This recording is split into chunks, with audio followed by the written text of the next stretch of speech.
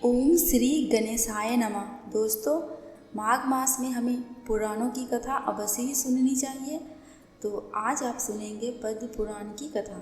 महर्षि वेद व्यास द्वारा रचित संस्कृत भाषा में रचे गए 18 पुराणों में से एक पुराण ग्रंथ है। सभी 18 पुराणों की गणना के क्रम में पद्म पुराण को द्वितीय स्थान प्राप्त है। श्लोक संख्या की दृष्टि से भी यह द्वितीय स्थान है। पद्म का अर्थ है कमल का पुष्प। सृष्टि रचयिता ब्रह्मा जी ने भगवान नारायण के नाभि कमल से उत्पन्न होकर सृष्टि रचना संबंधी ज्ञान का विस्तार किया था, इसलिए इस पुराण को पद्म पुराण की संज्ञा दी गई है। इस पुराण में भगवान विष्णु की विस्तृत महिमा के साथ भगवान श्री राम तथा श्री कृष्ण के चरित्र, विभिन्न तीर्थों का महात्म्य, शालिग्राम का स्वरूप, तुलसी महिमा तथा विभिन्न व्रतों का सुंदर वर्णन है। पद्म पुराण में कुल 6 खंड प्रसिद्ध हैं। पहला सृष्टि खंड, दूसरा भूमि खंड, तीसरा स्वर्ग खंड, चौथा ब्रह्म खंड, पांचवा पाताल खंड और छठा उत्तर खंड। अब श्रवण करेंगे पद्म पुराण के प्रथम खंड का पहला अध्याय। श्री व्यास जी के शिष्य परम बुद्धिमान लोमहर्षण जी ने एकांत में बैठे हुए अपने पुत्र उग्रश्रवा नामक सूत से कहा, बेटा, तुम ऋषियों के आश्रमों पर जाओ और उनके पूछने पर संपूर्ण धर्मों का वर्णन करो। तुमने मुझसे जो संक्षेप में सुना है वह उन्हें विस्तार पूर्वक सुनाओ। मैंने महर्षि वेद व्यास जी के मुख से समस्त पुराण का ज्ञान प्राप्त किया है और वह सब तुम्हें बता दिया है। अतः अब मुनियों के समक्ष तुम उसका विस्तार के साथ वर्णन करो। प्रयाग में कुछ महर्षियों ने, जो उत्तम कुलों में उत्पन्न हुए थे, साक्षात भगवान से प्रश्न किया था। वे यज्ञ करने के योग्य किसी पावन प्रदेश को जानना चाहते थे। भगवान नारायण ही सबके हितैषी हैं। वे धर्मानुष्ठानों की इच्छा रखने वाले उन महर्षियों के पूछने पर बोले, मुनिवरों, यह सामने जो चक्र दिखाई दे रहा है, इसकी कहीं तुलना नहीं है। इसकी नाभि सुंदर और स्वरूप दिव्य है। यह सत्य की और जाने वाला है। इसकी गति सुंदर एवं कल्याणमयी है। तुम लोग सावधान होकर नियम पूर्वक इसके पीछे पीछे जाओ। तुम्हें अपने लिए हितकारी स्थान की प्राप्ति होगी। यह धर्ममय चक्र यहाँ से जा रहा है। जाते जाते जिस स्थान पर इसकी नेमी जीर्ण शीर्ण होकर गिर पड़े, उसी को पुण्यमय प्रदेश समझना। उन सभी महर्षियों से ऐसा कहकर भगवान अंतर्ध्यान हो गए और वह धर्म चक्र नैमिषारण्य के गंगावर्त नामक स्थान पर गिरा। तब ऋषियों ने निमित शीर्ण होने के कारण उस स्थान का नाम नैमिष रखा और नैमिषारण्य में दीर्घ काल तक चालू रहने वाले यज्ञों का अनुष्ठान प्रारंभ कर दिया। वहीं तुम भी जाओ और ऋषियों के पूछने पर उनके धर्म विषयक संशयों का निवारण करो। तदनंतर ज्ञानी उग्रश्रवा पिता की आज्ञा मानकर उन मुनीश्वरों के पास गए तथा उनके चरण पकड़कर हाथ जोड़कर उन्होंने प्रणाम किया। सूत जी बड़े बुद्धिमान थे। उन्होंने अपनी नम्रता और भगवान आदि के द्वारा महर्षियों को संतुष्ट किया। वे यज्ञ में भाग लेने वाले महर्षि भी सदस्य सहित बहुत प्रसन्न हुए तथा सबने एकत्रित होकर सूत जी का यथा योग्य आदर सत्कार किया। ऋषि बोले, देवताओं के समान तेजस्वी सूत जी, आप कैसे और किस देश से यहाँ आए हैं? अपने आने का कारण बतलाइए।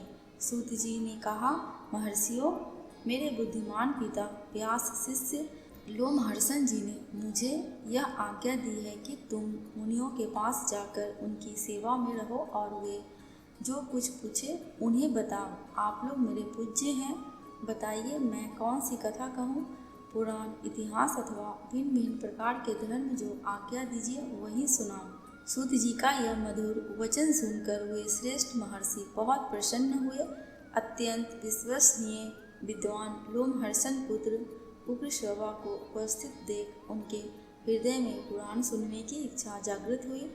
उस यज्ञ में यजमान थे महर्षि शौनक, जो संपूर्ण शास्त्रों के विशेषज्ञ, मेधावी तथा वेद के विज्ञान में आरण्यक भाग के आचार्य थे।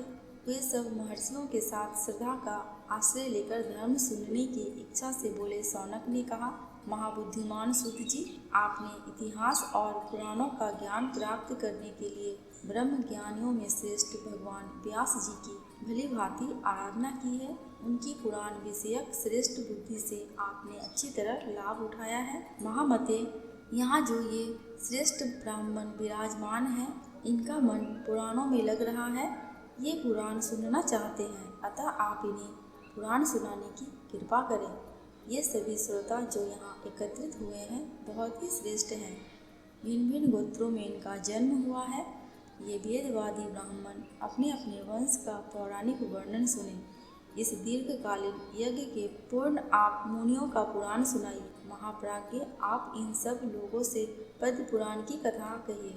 पद्म की उत्पत्ति कैसे हुई, उससे ब्रह्मा जी का आविर्भाव किस प्रकार हुआ तथा कमल से प्रकट हुए ब्रह्मा जी ने किस तरह जना को सृष्टि की, ये सब बातें इन्हें बताइए। उनके इस प्रकार पूछने पर लोमहर्षण कुमार सूत जी ने सुंदर वाणी में सूक्ष्म अर्थ से भरा हुआ न्याययुक्त वचन कहा। महर्षियों, आप लोगों ने जो मुझे पुराण सुनाने की आज्ञा दी है, इससे मुझे बड़ी प्रसन्नता हुई है। यह मुझ पर आपका महान अनुग्रह है।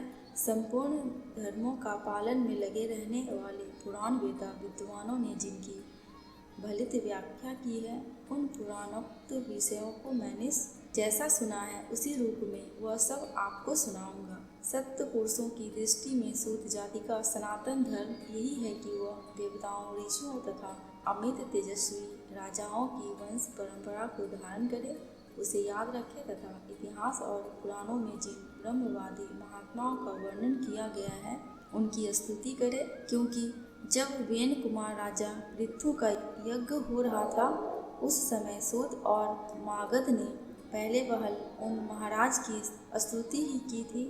उस स्तुति से संतुष्ट होकर महात्मा पृथु ने उन दोनों को वरदान दिया। वरदान में उन्होंने सूत को सूत नामक देश और मगध को मगध का राज्य प्रदान किया था। क्षत्रिय के वीर और ब्राह्मणी के गर्भ से जिसका जन्म होता है वह सूत कहलाता है। ब्राह्मणों ने मुझे पुराण सुनाने का अधिकार दिया है। आपने धर्म का विचार करके ही मुझसे पुराणों की बातें पूछी है, इसलिए इस भूमंडल में जो सबसे उत्तम एवं ऋषियों द्वारा सम्मानित पद्म पुराण है, उसकी कथा आरंभ करता हूँ। श्री कृष्ण द्वैपायन व्यास जी साक्षात भगवान नारायण के स्वरूप है। ये ब्रह्मवादी सर्वज्ञ संपूर्ण लोकों में पूजित तथा अत्यंत तेजस्वी हैं।